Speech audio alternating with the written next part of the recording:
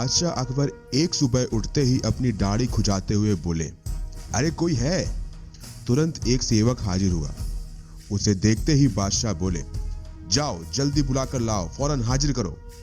सेवक की समझ में कुछ नहीं आया कि किसे बुलाकर लाएं, किसे हाजिर करें। बादशाह से पलट सवाल करने की उसकी हिम्मत भी नहीं हुई। उस सेवक ने यह बात दूसरे सेवक को बताई, दूसरे ने तीसरे को और तीसरे ने चौथे को। इस तरह सभी सेवक यह बात जान गए और सभी उलझन में पड़ गए कि किसे बुलाकर लाएं और किसे हाजिर करें। बीरबल सुबह घूमने निकले थे।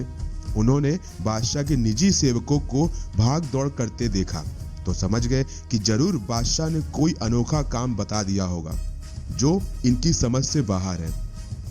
उन्होंने एक सेवक को बुलाकर पूछा, क्या बात है? यह भाग दौड़ किस लिए हो रही है? सेवक ने बीरबल को सारी बात बताई। महाराज हमारी रक्षा करें, हम समझ नहीं पा रहे हैं कि किसे बुलाना है। अगर जल्दी नहीं बुलाकर लाए तो हम पर आफत आ जाएगी। बीरबल ने पूछा, यह बताओ कि हुक्म देते समय बादशाह क्या कर रहे थे? बादशाह के निजी सेवक जिसे हुक्म मिला था उसे बीरबल के सामने हाजिर किया तो उसने बताया, जिस समय मुझे तलब किया उस समय तो बिस्तर पर बैठे अपनी दाढ़ी खुजा रहे थे। बीरबल तुरंत सारी बात समझ गए और उनके ओंठों पर मुस्कान भर आई। फिर उन्होंने उस सेवक से कहा, तुम हजाम को ले आओ। सेवक हजाम को बुला लाया और उसे बादशाह के सामने हाजिर कर दिया। बादशाह सोचने लगे, मैंने इसे तो बात बताया नहीं था कि किसे बुलाकर लाना है, फिर यह हजाम को लेकर कैसे हाजिर हो गया?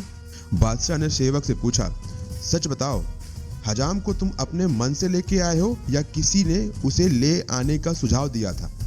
सेवक घबरा गया लेकिन बताए बिना छुटकारा नहीं था। बोला, बीरबल ने सुझाव दिया तब जापना। बादशाह बीरबल की बुद्धि से बहुत खुश हुए और उन्हें इनाम से भी नवाजा। चलते हैं, मिलते हैं अगली किसी फैंटास्टिक स्टोरी, वो भी अकबर बीरबल के बारे में। तब तक के लिए गुड बाय।